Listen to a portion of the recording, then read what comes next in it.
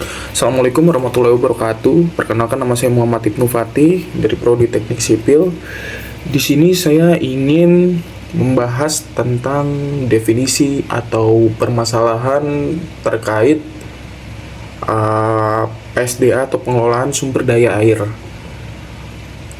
Mungkin kita di sini juga akan membahas solusi dan cara penanggulangannya kali ya. Mungkin di awal ini saya akan membahas tentang definisi dari PSDA itu sendiri, yaitu menurut saya PSDA itu tuh upaya perencanaan, pelestarian, dan pengembangan sistem pengelolaan sumber daya air bagi masyarakat, pertanian, industri, serta lingkungan yang berkelanjutan. Jadi bagaimana cara kita memanage air bagi masyarakat gitu dan bisa digunakan oleh khalayak gitu. Bahas permasalahan tentang PSDA-nya dulu nih. Permasalahan tentang pengelolaan sumber daya airnya nih. Di sini ada beberapa poin ya yang saya ingin bahas. Ada beberapa poin permasalahan yang ada di PSDA ini, sistem PSDA ini. Yang pertama itu mungkin ada pencemaran air.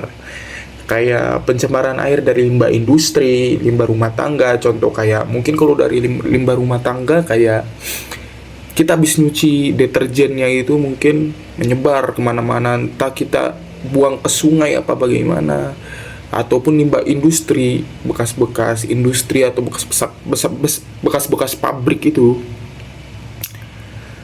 dibuang ke sungai, dibuang sembarangan aja gitu tanpa ada filter yang jelas, dan membuat air-air itu yang layak pakai jadi terkontaminasi lah. Dan di sini ada banjir. Jadi kalau banjir ini lebih ke karena debit air atau deras hujannya yang lumayan tinggi atau terlalu tinggi yang menyebabkan banjir. Karena adanya banjir ini, air-air yang tadinya layak pakai jadi terkontaminasi gitu.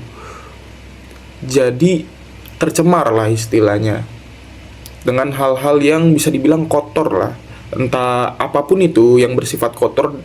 Karena adanya banjir, mereka kan terbawa nih dan mencemari air-air yang layak pakai pada akhirnya. Dan ada kekeringan mungkin bisa dibilang kurangnya ini ya, maksudnya kurangnya cadangan air di saat kemarau ya. Kita tahu sendiri lah, saat kemarau kan banyak sungai yang kering, danau-danau yang kering, yang sudah tidak bisa lagi kita mencari air di daerah tersebut gitu, yang tandus lah, di daerah tandus. Dan ada eksploitasi air gitu. Eksploitasi air ini lebih ke kayak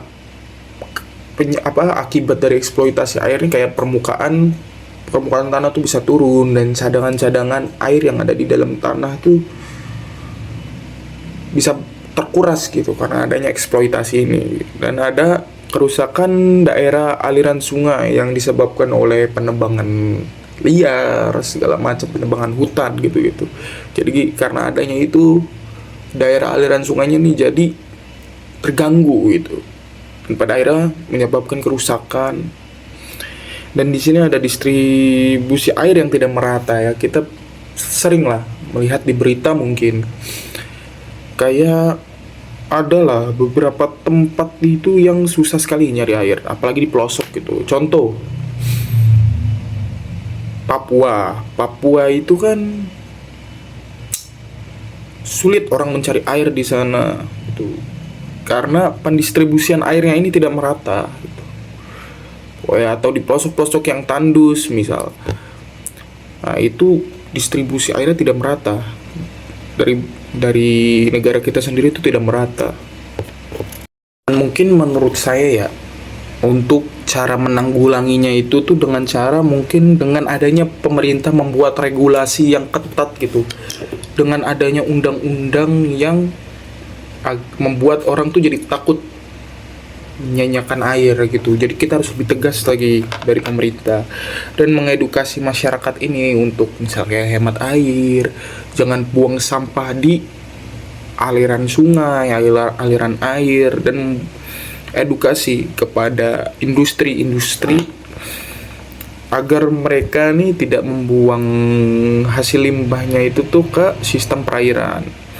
Dan juga kita bisa membuat sumur resapan dan biopori gitu. Dan normalisasi sungai dan pembersihan aliran sungai gitu. Kayak kita mungkin adalah program untuk membersihkan drainase apa bagaimana, atau rutin dari pemerintah untuk membersihkan drainase gitu.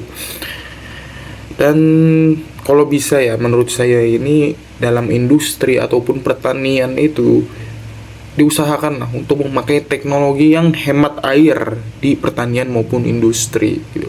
Karena kita lihat sendiri, bisa lihat sendiri ya, di industri atau di pertanian itu kadang mereka menggunakan sumber air itu atau pengelolaan sumber daya air ini nih secara berlebihan gitu, terlalu over menurut saya. Kadang adalah oknum-oknum tertentu. Dan mungkin kita sebagai masyarakat, pemerintah ataupun swasta sebagai bekerja sama lah dalam hal dalam hal ini gitu. Karena peran siapapun penting di pengelolaan sumber daya air ini. Peran siapapun penting, entah itu peran pemerintah, peran masyarakat ataupun peran swasta, itu semua penting. Karena di sini nih kita bukan hanya mementingkan ego masing-masing gitu. Kita semua ini menjaga agar ekosistem pengelolaan sumber daya air ini nih terus berjalan dan terus berkembang menjadi lebih baik gitu. Ya, mungkin sekian dari saya. Selebihnya apabila ada kekurangan kata dan kata-kata yang tidak pantas, mohon dimaafkan. Dari saya pamit mengundurkan diri. Wassalamualaikum warahmatullahi wabarakatuh.